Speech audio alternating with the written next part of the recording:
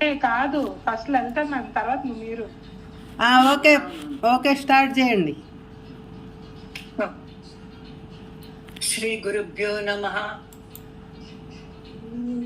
శ్రీచక్రరాజ సింహాసనేశ్వరి శ్రీలలితాంబికయే. శ్రీచక్రరాజ సింహాసనేశ్వరి శ్రీలలితాంబికయే. భువనేశ్వరి ఆగమవేద కళామయ రూపిణి. ఆగమవేద కళామయ రూపిణి. అఖిల చరాచర జనని నరాలిని. శ్రీచక్రరాజ సింహాసనేశ్వరి శ్రీలలితాంబికయే. నాగ కంకణ నటరాజ మనోహరి. నాగ కంకణ నటరాజ మనోహరి. జ్ఞాన విఘ్నేశ్వరి రాజరాజేశ్వరి శ్రీచక్రరాజ సింహాసనేశ్వరి శ్రీలలితాంబికయే. కదంబవనమున వెలసిన దేవి కారుణ్యమూర్తి కమలేక్షణి. కదంబవనమున వెలసిన దేవి కారుణ్యమూర్తి కమలేక్షణి. కామేశ్వరుని రాణి కాంజకలయ సాక్షి. కామేశ్వరుని రాణి కాంజకలయ సాక్షి. కామిత ఫలదాయని కామాక్షి. శ్రీచక్రరాజ సింహాసనేశ్వరి శ్రీలలితాంబికయే.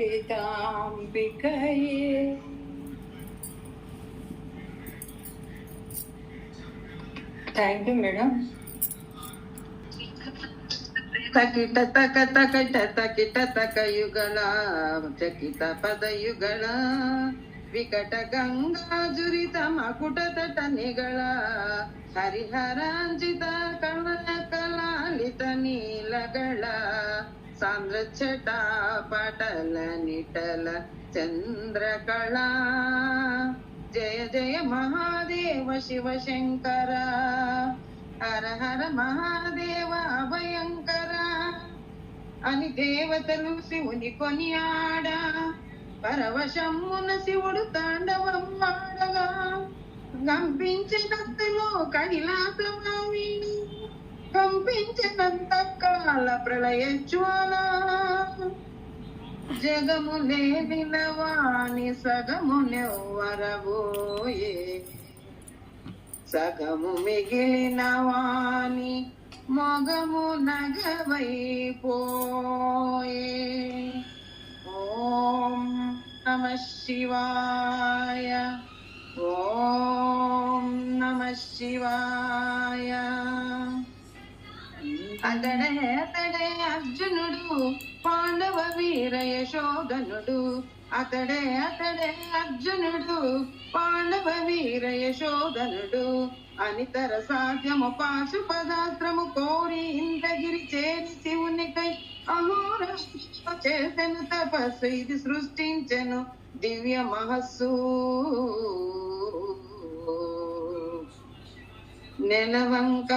నెలవంక తలపాగ నెమలి ఈకగా మారే. తలపైని గంగమ్మ తలపులోనికి బారే. నిప్పులలు మే కన్ను నిదురోయి బుట్టాయే. బూది పూత కుమారు పులితోలు అలువాయే. ఎరుక కలిగిన శివుడు ఎరుకగా మారగా. తల్లి పార్వతి మారె తాను ఎరుకతగా. ఓంకారధనుగా ఎలిగే త్రిశూలము. కైలాసమును వీడి కదలి వచ్చెను శివుడు. కైలాసమును వీడి కదలి వచ్చెను శివుడు.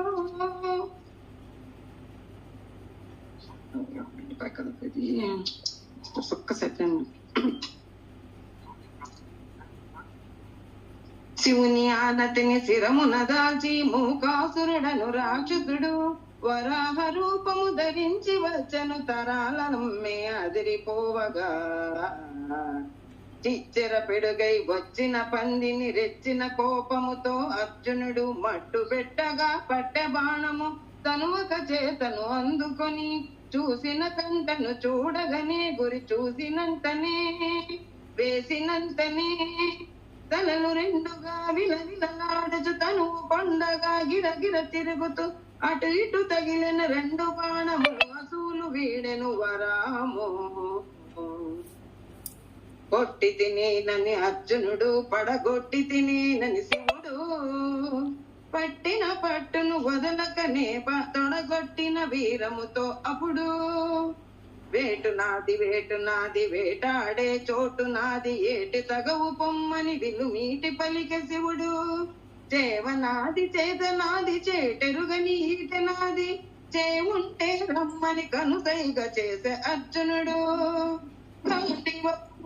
కళలుగా బాణాలు కురిపించే అర్జునుడు కాని అప్పుడు తాను 1000 చేతుల కాత వీర్యార్జునుడు ఓంకార గణధనుష్టంకారముల తోడ శరపరంపర కురిశారుడు అయినా నరుని కాతను మనోహరుడు చిత్రమేము కురి పెట్టిన బాణములు మాయమాయే విధి విలాసమేమో పెట్టిన గురి వట్టిదాయే అస్త్రములే విఫలమాయ శస్త్రములే విఫలమాయ సవ్యసాచి కుడి ఎడమై సంధించుట మరచిపోయే జగతికి సుదతిని సాధించిన తల దిగంతాల కవతల వెలిగే తల గంగను నిలవై కళకాదరువై హరిబ్రహ్మలకు తరగని పరువై అతి పవిత్రమై లఘు విచిత్రమై శ్రీకరమై శుభకరమైన శివుని తల అదరగా సృష్టి చెదరగా కాటి ఎత్తు గాంధీవముతో ముద్దాడి ఎత్తుగా ఎదిగా అర్జునుడు చండ కోపమున కొట్టినంతనే తల్లిదండ్రుల చెలువు తనువైన దేవుడు కోరిన వరాలెత్తు కొండంత దేవుడు ఎదుట నిలిచెను శివుడు ఎదలోని దేవుడు పదములంటెను నరుడు భక్తితో అప్పుడు కరణ చరణ కృతం వా కర్మ వాక్కాయజం వా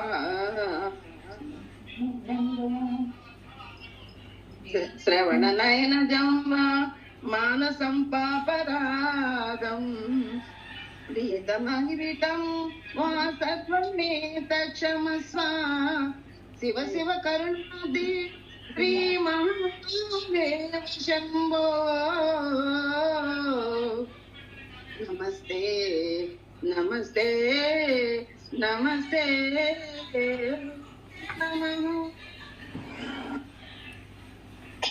మాస్టర్స్ మీకేమనిపించింది పాట విన్న తర్వాత?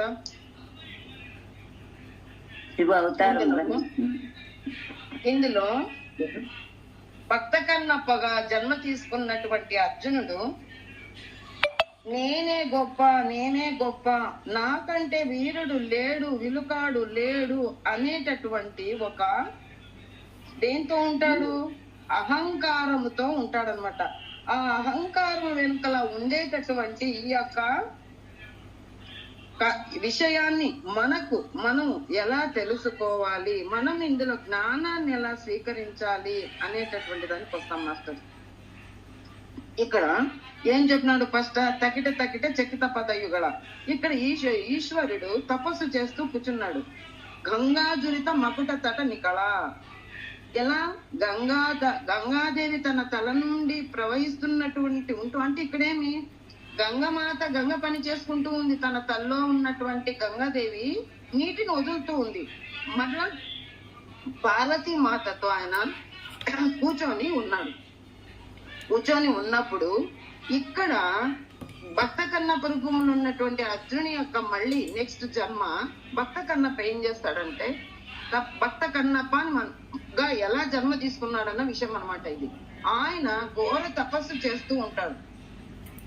ఇదంతా ఎందుకు అనొచ్చు. ఈ ఘోర తపస్సు చేస్తుండేది పాశుపదాస్త్రం కొరకుని పాటలో వచ్చింది. కానీ ఇక్కడ తన తపస్సు చేస్తున్నప్పుడు పార్వతీ పరమేశ్వరులు భూలోకానికి రావాల్సిన పని ఏంటి? ఆ అర్జునుడికి ఉన్నటువంటి వెన్నులో ఉన్నటువంటి ఆ పుట్టుమచ్చను చూపించాలని ఆశట, చూడాలని పార్వతీ మాతకు ఆశట. అందుకని శివుణ్ణి వేడుకుంటుంది, నాకు అర్జునుడి వెనకలు ఉన్నటువంటి పుట్టుమచ్చను చూపించాలి అని అడుగుతుందట. అప్పుడు అడిగినప్పుడు ఆ యుద్ధము అనే ఆ ఇద్దరు కూర్చొని తపస్సిద్ధులై ఉన్నప్పుడు ఈయన ఘోర తపస్సుకు అగ్ని అనేటటువంటిది పరమేశ్వరుని వరకు కూడా వెళుతూ ఉందట. అప్పుడు ఏం చేస్తున్నారు, దేవతలందరూ కూడాను ఆయన్ని కొలుస్తున్నారు అనమాట. పరమేశ్వరుని ఈ విధంగా గంగను పార్వతిని కొలుస్తున్నావు కదా, ఆ నీలకంఠము నీ గళంలో ఉన్నటువంటి ఆ విషాన్ని కూడా పెట్టుకొని నువ్వు ఇంతటి ఈటు వస్తున్నట్టు, ఇంత వేడిని వస్తున్నటువంటి ఈ యొక్క తపస్సు శక్తి నీకు కనిపించడం లేదా అయ్యా? మేమంతా భయపడిపోతున్నాము, అభయం కోరుతున్నాము, భయానికి మాకు అభయాన్ని ఇవ్వమని కోరుకుంటున్నాము. అభయం అంటే భయం లేకున్నాడు, భయం అన్నటువంటి భయం అన్నమాట. అభయాన్ని ఇవ్వటం అంటే మా యొక్క భయాన్ని తొలగించు మహాదేవా. మా నాయుడు మ్యూట్ చేసుకోండి, నాయుడు అంటే ఎవరు మ్యూట్ చేసుకోండి అమ్మా. ఇక్కడ బాగా భయపడుతున్నాడు అనమాట. భయపడుతూ దేవతలందరూ అడుగుతున్నారు అనమాట. ఎలా ఉందంట ఆ తపస్సు చేస్తుంటే ఆ యొక్క శివుడు కూడాను శివుణ్ణి మొరబెట్టుకుంటూ ఉంటే ఆ అగ్ని జ్వాల వెలుగుతుంటే దేవతలందరూ భయపడుతూ అభయాన్ని కోరుకుంటున్నప్పుడు అప్పుడు శివుడు పార్వతి తపస్సు చేస్తాడనమాట. నృత్యం చేస్తాడు, శివతాండవం చేస్తారు. ఆ శివతాండవం వాళ్ళు దేవతలందరూ పొగుడుతూ ఉంటే పరమాత్మని వాళ్ళు ఇక లేచి ఆ యొక్క నృత్యాన్ని చేస్తున్నారు. నృత్యాన్ని చూడగానే అప్పుడు చెప్తారనమాట. అంటే వాళ్ళు ఏమై వస్తారు అప్పుడు ఆమె ఎలా వాళ్ళు మారుతారంటే అప్పుడు చెప్తున్నాడు అనమాట. ఓం నమ శివాయ దేవతలు కోరుకుంటున్నప్పుడు ఆయన చెప్తున్నాడు, అక్కడ ఉన్నాడు చూడు పాండవ వీర యశోధనుడు తపస్సు చేస్తున్నాడు, ఆయన్ని చూడాలి అని అనుకుంటున్నావు. కానీ ఆయన తపస్సు దేనికి? అనితర సాధ్యమైనటువంటిది. అంటే ఇది ముందర భక్త కన్నప్ప కన్నా ముందర అర్జునుని విషయాన్ని పాశుపదాస్త్రము తీసుకునేటప్పుడు యొక్క దృశ్యం అనమాట. ఇది ఆ దృశ్యాన్ని మనకి చూపిస్తున్నారు అనమాట. ఆ యొక్క దీనికి ఆ ప్రళయ జ్వాల చూసి పరమాత్మ జగాలన్నీ కూడా నెవరిపోతున్నప్పుడు ఇప్పుడు ఈయన చెప్తున్నాడు, చూడు అక్కడ కూర్చున్నాడు అర్జునుడు, పాండవులలో వీరుడైనటువంటి యశస్సు కలిగినటువంటి ఆ అర్జునుడు కూర్చున్నాడు. ఆయన దేని కొరకు కూర్చున్నాడంటే నా యొక్క అస్త్రం కొరకు, నేను ఇచ్చేటటువంటి వరము కొరకు కాచుకున్నాడు. పాశుపదాస్త్రం అంటే పశుపతి కదా ఈశ్వరుడు, తన యొక్క అస్త్రం కొరకు కాచుకొని ఉన్నాడు. కొరకు ఎలా కోరుతున్నాడంట, ఇంద్రగిరి చేరి శివునికై అహోరాత్రములు చేసిన తపస్సు, ఇది సృష్టించిన దివ్య మాస్సు. ఈయన అహోరాత్రములు అంటే పగలు రాత్రి 2 పూటలు కూడా ఘోరమైనటువంటి తపస్సు చేస్తూ ఉంటే ఆ తపస్సుకు మెచ్చినటువంటి ఈశ్వరుడు పార్వతీదేవికి చూపించాలని ఇద్దరు కూడా వస్తున్నారు. ఎలా వస్తున్నారో చూడండి. అంటే భక్తులు కోరుకున్నప్పుడు తపస్సు వాళ్ళు దేని కొరకు కోరుకుంటున్నారు? ధర్మాన్ని నిలబెట్టడం కొరకు, తనకు కావాల్సిన శక్తియుక్తుల కొరకు, శక్తి అనేటటువంటి ఆ అస్త్రాన్ని కొరకు కాచుకున్నాడు. సొంతానికి కాదు కదా, లోక కళ్యాణం కొరకు ఆయన కోరుకుంటున్నాడు. ధర్మాన్ని నిలబెట్టడం కొరకు తను ఈ అరణ్యవాసంలో అంతా కూడా వాళ్ళు వాళ్ళ శక్తిని అంతటిని కూడబరుచుకున్నారు. ఎలా కూడబరుచుకున్నారు? ధ్యానాలతో, తపస్సులతో, మంచి మంచి దానాలతో. మళ్ళీ ఏం చేస్తున్నారు? మంచి మంచి ఋషుల వద్ద జ్ఞానాన్ని పొందుతూ అందరి మహర్షుల యొక్క ఆశ్రమాలకు వెళుతూ, రామాయణంలో దశరథ మహారాజు ఏం చేశారు, వాళ్ళ యొక్క తండ్రి గారు జనక మహారాజు వాళ్ళందరూ ఎలా ఉన్నారు, వాళ్ళ యొక్క ధర్మాన్ని వాళ్ళ యొక్క సత్యాన్ని బోధించండి వీళ్ళే వినయంగా విధేయతతో కోరుకుంటూ పరిప్రశ్నలు వేసుకుంటూ ఆ జ్ఞానాన్ని పొందుతూ, అంటే ముందుకు వాళ్ళు వచ్చేటటువంటి ధర్మ పరిపాలన కొరకు ధర్మాన్ని తెలుసుకుంటూ సత్యాన్ని తెలుసుకుంటూ జీవితంలో ముందుకు సాగాల్సినటువంటి మంచి మంచి విషయాలను తెలుసుకోవడం కొరకే ఈ యొక్క 12 వనవాసము అనేటటువంటిది వీళ్ళకు లభించింది అనమాట. ఇది వీళ్ళు ఏం చేసుకున్నారు? ఆ వనవాసంలో ఎవరిని తిట్టుకోలేదు. ఇది గ్రహించాలి మాస్టర్స్. మనం వనవాసంలో ఎవరిని తిట్టుకోకుండా వచ్చినటువంటి అవకాశాన్ని ఎలా సద్వినియోగపరచుకోవాలన్నది నేర్చుకున్నాడు. అసలు 13 సంవత్సరాలు ఎంత శక్తియుక్తులను వాళ్ళు నెరవేర్చుకున్నారు చూడండి. అంటే ఒక్క సెకండ్ కూడా ఎవరు వేస్ట్ చేయలే. ఉన్న టయాన్ని భక్తిగా, ఆధ్యాత్మికముగా, దైవ చింతనలో గడుపుతూ, భక్తి మార్గంలో నడుస్తూ, కావాల్సిన ధర్మ సందేహాలన్నింటినీ వస్తున్నటువంటి దారిలో వస్తున్నటువంటి ఋష్యాశ్రమాలలో అంతా జ్ఞానాన్ని పొందుతూ వెళ్ళారు మాస్టర్స్. మనం ఇది నేర్చుకోవాలి. నేను ఒక్కటినే ఉన్నాను, నాకు ఎవరూ లేరు, ఇప్పుడు నాకు ఎలా టైం పాస్ చేయాలో తెలియదు, నాకు బోర్ కొడుతుంది అని అనుకుంటున్నాము. అది కాదు మనం నేర్చుకోవాల్సింది.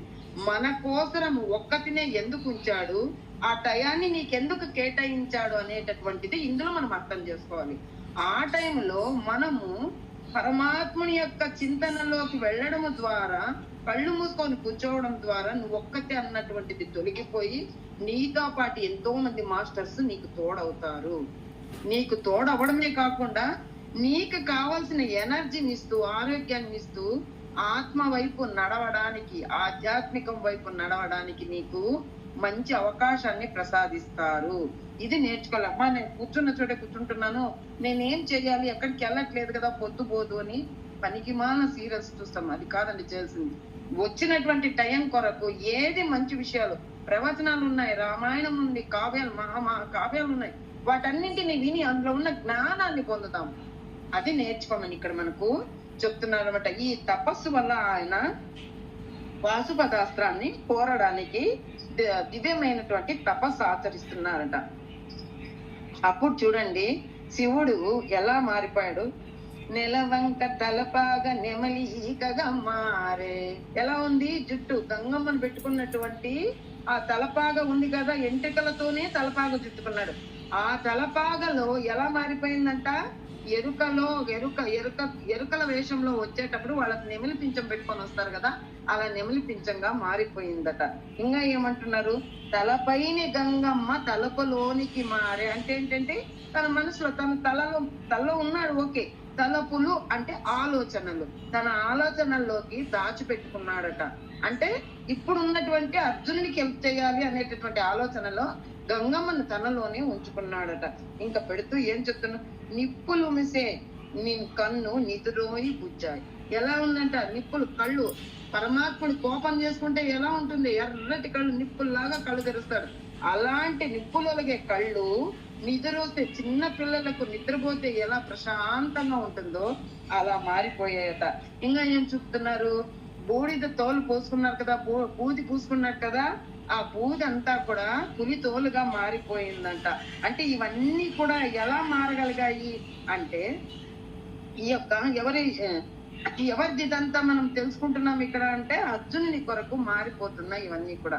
మారిపోతూ ఎలా ఉందంటే చూడ, ఎరుక కలిగిన శివుడు ఎరుకగా మారగా. అన్ని తెలిసినటువంటి వ్యక్తి ఎరుక సాని ఏం చేస్తుంది, ఎరుకలు చెప్పేవాళ్ళు, సామెతలు ఇవి చెప్పేవాళ్ళు ఎలా ఉంటారు, వాళ్ళు అందరి విషయాలు తెలుసుకొని ఉంటారు. అంటే కొంతమంది నిజం చెప్తారు, కొంతమంది డబ్బుల కోసం అబద్ధాలు చుట్టూ ఉన్న వాళ్ళతో సేకరించుకొని చెప్తారు. ఇప్పటి ఎరుక సానలు చెప్పట్లేదు. వెంకటేశ్వర స్వామి ఎరుక సాని వచ్చి పద్మావతి మాత యొక్క చెయ్యి చూసుకొని ఆమెకు చెప్పాల్సినటువంటి జ్యోతిష్యాన్ని చెప్పాడు, నీకు ఇలాంటి వ్యక్తి వస్తాడు. అలాంటి ఎరుకగా మారాడట ఆయన. ఎరుక అంటే ఫారెస్ట్ లో ఉండేటటువంటి, అడవిలో ఉన్నటువంటి ఎరుకలైనటువంటి ఆయనగా మారాడట. ఎరుకతగా మారే. ఓంకారము ధనువుగా ఒదిగి త్రిశూలము ఓంకారము రెండు కూడాను ధనుస్సుగా మారిపోయినాయట. కైలాసమును వీడి కదిలి వచ్చిన శివుడు ఎలా వస్తున్నాడంట, కైలాసము నుంచి ఇద్దరు కూడాను ఎరుకలతనగా ఇద్దరు కూడాను కిందికి దిగొచ్చారు. దిగి వచ్చినప్పుడు చూడండి, ఇప్పుడు ఇక్కడ నేను అహంకారాన్ని ఇక్కడ తీసేయాలి. దాని కొరకు ఈ పాట చెప్పాల్సి ఉంటుంది. శివుని ఆనతిని శిరమున దాల్చి మూకాసురుడు అనేటటువంటి రాక్షసుడు, మూకాసుర వధ ఇక్కడ జరిగిందనమాట. మూకాసురుడు అనేటటువంటి రాక్షసుని రూపంలో, పంది రూపంలో శివుని ఆనతి, శివుడు చెప్పాడు నువ్వు పందిగా మారి అక్కడికి వెళ్ళు అన్నాడు. వెళ్ళగానే అదేం చేస్తుందంట, ధరాతలమే అదిరిపోవగా అంతటి డిస్టర్బెన్స్ చేస్తానంట అర్జునునికి. విపరీతమైనటువంటి డిస్టర్బెన్స్. ఆ డిస్టర్బెన్స్ కి భూమి అల్లాడిపోతుందంట, అంతగా ఎగరడము దుంకడం అవన్నీ చేస్తుందంట. అలా ఉన్నప్పుడు ఇప్పుడు అర్జునుడు కళ్ళు తెరిచేశాడు. ఇంకా కళ్ళు తెరిచి చిత్తర పిడగై వచ్చిన పందిని రెచ్చిన కోపముతో అర్జునుడు మట్టు పెట్టగా పట్టె బాణము ఒక చేతను అందుకొని ధనస్సును ఒక చేతులు అందుకొని బాణాన్ని తీసుకొని పందిని కొట్టేశాడు. ఒక కంఠం చూశాడు, కొట్టేశాడు. దాంతో చూసిన వెంటనే తలలు రెండుగా విలవిలలాడుచు తనువు కొండగా గిరగిర తిరుగుతూ, అంటే తన యొక్క శరీరం ఆ వరాహము ఒక కొండంత ఆకారంలో వచ్చిందట. చిన్న పంది ఆకారం కాదు, భూమి అదిరిపోయేట్టు ఎగిరింది అంటే తన యొక్క ఆకారాన్ని మనం గ్రహించవచ్చు. పెద్దగా విజృంభించి కొండగా ఉన్నటువంటి తన యొక్క ఆకారము తలలు రెండుగా, అంటే రెండు తలలు అటు ఇటు అంటున్నప్పుడు అది కనిపించేది మనకు రెండు తలలు తిరుగుతున్నాయి అన్నట్టుగా కనిపించిందట. కనిపిస్తూ ఆ వరాహము కింద పడిపోయిందనమాట. ఆ యొక్క రెండుగా విలవిలలాడుతూ తనువు కొండగా గిరగిర తిరుగుతూ అటు ఇటు తగిలిన రెండు బాణములు అసువులు వీడెను వరాహము. ఇక్కడ చూడండి, ఒక పదము ఏమొచ్చింది ఇక్కడ, అటు ఇటు తగిలిన రెండు బాణములు. ఇక్కడ మనం ఏం గ్రహించాలి, ఒకటే అర్జునుడు వేశాడు, కానీ ఇంకొకటి ఎక్కడి నుంచి వచ్చిందంటే ఈశ్వరుడు వదిలాడు. అక్కడి నుంచి ఎరుకతనగా వచ్చాడు కదా, అక్కడ ఓంకారము త్రిశూలము రెండు తన యొక్క ధనుస్సుగా బాణంగా వచ్చాయిగా. ఆ రెండుటి ద్వారా ఇటు ఈశ్వరునిది ఇటు అర్జునుడిది వచ్చి ఆ పంది అనేటటువంటిది ప్రాణాలు కోల్పోయింది. ఇప్పుడు రెండు బాణాలకి ఇది చూడండి, ఇక్కడ వీళ్ళది ఇప్పుడు ఏం చెప్తున్నాడు, కొట్టి తినేనని అర్జునుడు పడగొట్టి తినేనని శివుడు కొట్టానంటున్నాడు. ఫస్ట్ ఎవరు కొట్టారు, ఎవరికి తెలీదు. ఇదంతా సృష్టికే తెలియాలి, పరమాత్మనికే తెలియాలి ఎవరు కొట్టారంటే. అర్జునుడు కొట్టాడు, ఈశ్వరుడు కొట్టాడు, కానీ దీనికి న్యాయం చెప్పేవాళ్ళు ఎవరున్నారో ఎవరు లేరు. ఇక్కడ రెండు తగిలాయి, రెండు ఒకసారి పట్టినప్పుడు వీళ్ళిద్దరికి ఇప్పుడు పోట్లాట. కొట్టితే నేను అంటున్నాడు, లేదు నేను కొట్టాను అంటున్నాడు. అట్టన్నప్పుడు వేటు నాది వేటాడే చోటు నాది, ఏటి తగువు పొమ్మని విలుమీటి పలికి శివుడు. అక్కడ ఏమంటున్నాడంట ఆయన, నేను పడగొట్టాను అని అర్జునుడు, పడగొట్టాను నేను అని చెప్పేసి లేదు నేనే అని పట్టు విడవకుండా తొడగొట్టాడంట. అంటే తొడగొట్టడము అంటే అక్కడ ఏం చూపిస్తున్నాడు, తన యొక్క వీరత్వాన్ని చూపించాడు, అది ఓకే. కానీ ఈ విధంగా వచ్చిందంటే కనీసం అది కనపడకుండా వచ్చి అంత కొండ స్వరూపమైనటువంటిది వచ్చింది కదా, ఇది అనుకోకుండా వచ్చిందంటే దైవ సంకల్పము అనేటటువంటి భావన లేదు అక్కడ. ఆయన చేయాల్సింది ఏంటి, నా యొక్క తపస్సును డిస్టర్బెన్స్ చేసింది అని ఆలోచన లేకుండా, ఎరుక లేకుండా ఆ పందిని కొట్టడం ఒకటే కాకుండా తొడగొట్టాడు. ఏమంటున్నాడు, రా నీ చేత అయితే నాతో యుద్ధానికి రమ్మని పిలుస్తున్నాడు. అప్పుడు చెప్తున్నాడు అర్జునుడు, వేట నాది ఏట నాది వేటాడే చోటు నాది, ఏటి తగు పొమ్మని విలుమీట పలికి శివుడు. నీకెక్కడి కాళ్ళు అక్కడికి వెళ్ళిపో, ఈ ప్లేస్ అంతా నాది, వేటాడే స్థలం నాది, ఇది నాది కాబట్టి నువ్వు వెళ్ళు అంటున్నావు. అప్పుడు అర్జునుడు, చేవనాది చేతనాది చేటెరుగని ఈట నాది, చేవుంటే రమ్మని కనసైగ చేసి అర్జునుడు ఇక్కడ తొడగొట్టి ఏం చెప్తున్నాడు, నీ చేత అయితే నాతో యుద్ధానికి రా అని పిలుస్తున్నాడు. అలా రమ్మనగానే గాంధీవ్య పాండిత్య కళలుగా బాణాలు కురిపించే ప్రయోజనం లేదు. ఆయనకేంటి ఏమంటున్నారు, ఆయన్ని సవ్యసాచి అంటున్నారు. సవ్యసాచి అంటే ఏంటి, రెండు చేతులతో కూడా బాణాలు కొట్టడం. అలా రెండు చేతులతో బాణాలు కొడుతూ ఉన్నా కూడాను ఆయనకేం అవ్వట్లేదు, అక్కడ అంతగా విరుస్తుంది. అప్పుడు ఆయన విడిచేటప్పుడు ఎలా కనిపిస్తున్నాడంటే పార్వతీ మాతకు కార్తవీర్యార్జునుడు, ఆ 1000 చేతులు ఉన్నటువంటి ఆ కార్తవీర్యార్జునుడు కనపడుతున్నాడంట. అంటే అంతగా 1000 చేతులతో 1000 బాణాలు ఒకేసారి ఎలా సంధించి విడుస్తారో అలా చేస్తున్నాడంట అర్జునుడు. అంతటి వీరత్వం కలదు అర్జునుని యొక్క పరీక్ష అన్నమాట అది. అంతటి వీరత్వం ఉన్నటువంటి అర్జునుడు కార్తవీర్యార్జునుడు లాగా కనిపిస్తున్నాడు. అలా బాణాలు వదులుతున్నాడు. ఓంకార గణ ధనుష్టంకారములతోడ శరపరంపర కురిసే అరుడు అయినా నరుని కాతడు మనోహరుడే. చూడండి, ఇక్కడ శివుని మీదకు బాణాలు వదులుతున్నాడు. ఇంకా ఇక్కడ ఏం చెప్తున్నాడు, ఈ యొక్క హరుడు అంటే శివుడు ఆ ధనుష్టంకారాన్ని ఆ భయంకరమైనటువంటి శబ్దం వస్తుందంట. అంతటి భయంకరమైనటువంటి శబ్దాన్ని విడుస్తుంటే శివుడు తన యొక్క ధనుస్సుతో భయపడలేదంట. ఎవరు, మన యొక్క అర్జునుడు. ఇంకా ఏమనుకుంటున్నాడు అక్కడ, మనోహరుడే, కానీ ఆయన్ని మందహాసంతోనే చూస్తున్నాడంట అర్జునుని. అంటే ఇక్కడ మనం చూడండి, మన బిడ్డలు ఎంత ఎదిగితే ఆ ఎదుగుదలను చూసి మన మీదే అంటే మనకే నేర్పుతారు. అది మాటలు కావచ్చు, చేతలు కావచ్చు, జ్ఞానం కావచ్చు, మనకు చెప్తూ ఉంటారు. అలాంటప్పుడు ఆ పిల్లలను మనము పోట్లాడము, అరవడము చేయకూడదు. అది మనం నేర్చుకోవాలి. వాళ్ళ దగ్గర నుంచి వాళ్ళు పొందినటువంటి, వాళ్ళు తెలుసుకున్నటువంటి జ్ఞానానికి మనము పొంగిపోయి మన బిడ్డడు ఎంత గొప్పవాడయ్యాడు, ఎంత శక్తిపరుడయ్యాడు, నన్ను మించిపోయాడు. గురువుకి శిష్యుడు ఎప్పుడైతే బాగా తను చెప్పినటువంటి విని ఇంకా బాగా ఎదుగుదల చూసి గురువు గారు ఎలాగైతే సంతోషపడిపోతారో అలా పరమాత్ముడు మందహాసముతో చూస్తున్నాడట. ఇంతటి మనోహరంగా చూస్తున్నాడని చెప్తున్నాడు. కానీ ఇక్కడ చూడండి, పాపము చిత్రమేమో, అంతటి చిత్రం ఏం జరుగుతుందో అర్థం కాలేదు అర్జునుడికి. గురి పెట్టిన బాణములు మాయమాయే, విధి విలాసమేమో పెట్టిన గురి ఒట్టిదాయే. గురి పెట్టడానికి వెళ్తుంటే రావట్లేదు. ఆయన మీదకు శివుడి మీదకి బాణాలు వేస్తుంటే పక్కకి వెళ్ళిపోతుంది. శివుడి మీద బాణం పడటం లే, గురి తప్పుతుంది ఆయనది. కార్తవీర్యార్జునుడి లాగా యుద్ధము చేసేటటువంటి ఆ యొక్క అర్జునునికి శివునికి బాణాలు విడుస్తుంటే ఎలా ఉందంట, గురి పెట్టిండేది తప్పుతుంది, గురి తప్పుతుందంట. ఒక్కొక్కసారి మాయమైపోతుందంట ఆ బాణమే. అయినా ఆయనకు తెలియ రాలేకపోతుంది. ఎందుకు ఇలా జరుగుతుంది ఎరుక లేకుండా పోతున్నాడు. అక్కడ వస్త్రములే విఫలమాయ, శస్త్రములే విఫలమాయ. ఎలా విఫలమైపోతున్నాయి? తను తీసుకున్నటువంటి బాణాలు కానీ, ఆ యొక్క శరములు కానీ అన్ని కూడాను మాయమైపోతున్నాయట. తన ఇంకేదైనా కత్తి ఏదైనా తీసుకో, అవన్నీ కూడాను మాయమైపోతున్నాయంట. అలా మాయమైపోతున్నప్పుడు అప్పుడు ఈయనకు అర్థమైందనమాట. జగతికి ఇంకేం చెప్తున్నాడు అక్కడ, అస్త్రములే విఫలమాయ, శస్త్రములే విఫలమాయ, సవ్యసాచి కుడి ఎడమే సంధించట మర్చిపోయి.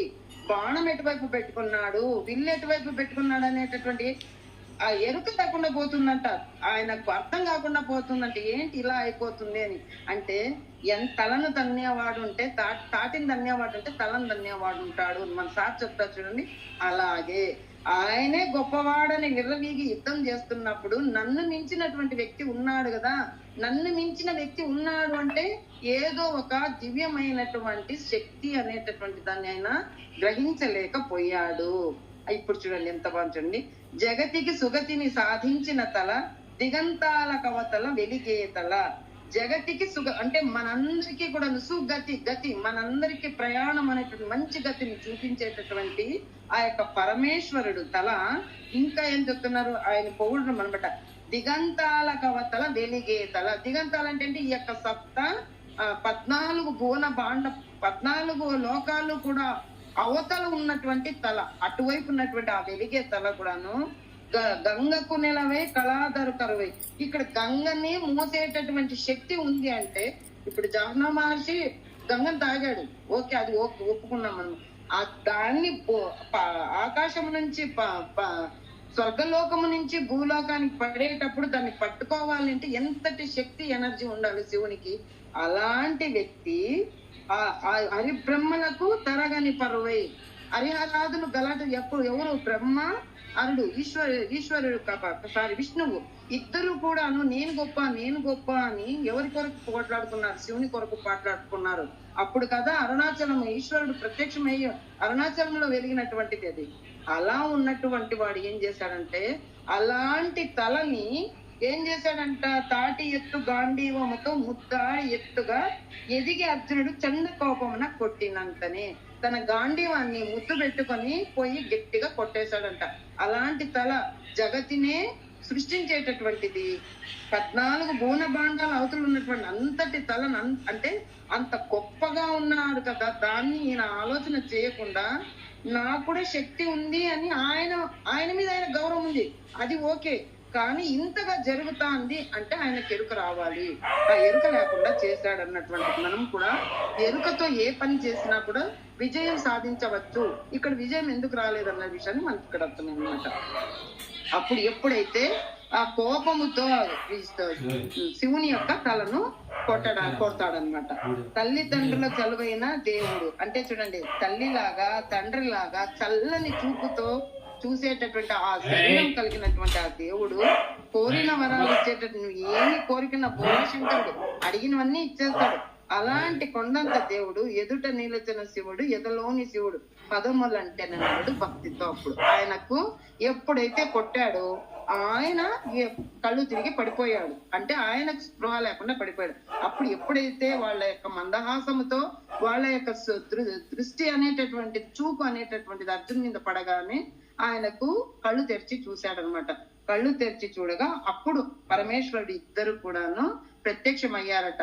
ఇప్పుడు తెలుసుకున్నాడు, అంటే నేను చేసింది యుద్ధం చేసింది పరమాత్మునితోనా, అందుకే కదా నన్ను నాకంటే ఎక్కువ శక్తితో ఉన్నాడని అప్పటికే ఆయనకు ఆ యొక్క ఐడియా వచ్చిందట. ఇలా చేసినట్టు అప్పుడు ఆయన పాదాల మీద వెళ్ళి కరచరణ కృతం వా కర్మ వాకాయజం వా శ్రవణ నయనజం వా మానసం వా పరాదం విహితమవిహితం వా సర్వమేతక్షమస్వ శివ శివ కరుణాదే శ్రీ మహాదేవ శంభో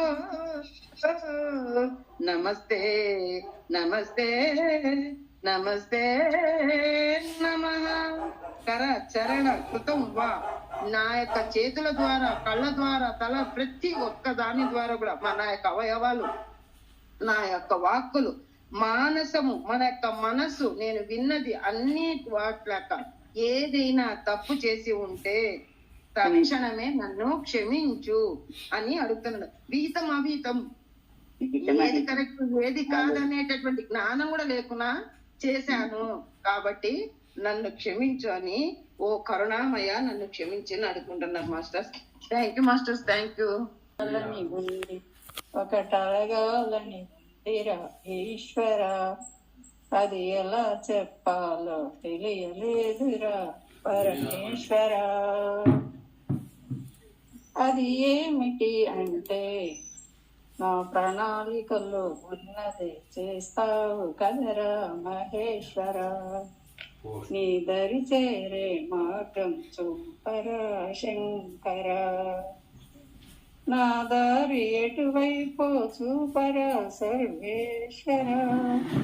నా గమ్యం ఏవో తెలపరా నీలకంఠరా. ఏది ఎలా చేసినా నీ కైలాసం నాకొకసారి చూపరా గంగాధర. నా తల్లి ఇచ్చిన సౌభాగ్యంతో నీలో ఐక్యం చేసుకో నట శంకర. మముఖాధర జగదీశ్వర, కరుణించర విశ్వేశ్వర. మము బ్రోవర దిగంబర. ఈశ్వర నిన్ను చేరాని పొందిరా, ఇహములో నిన్ను చూడలేదురా సోమేశ్వర.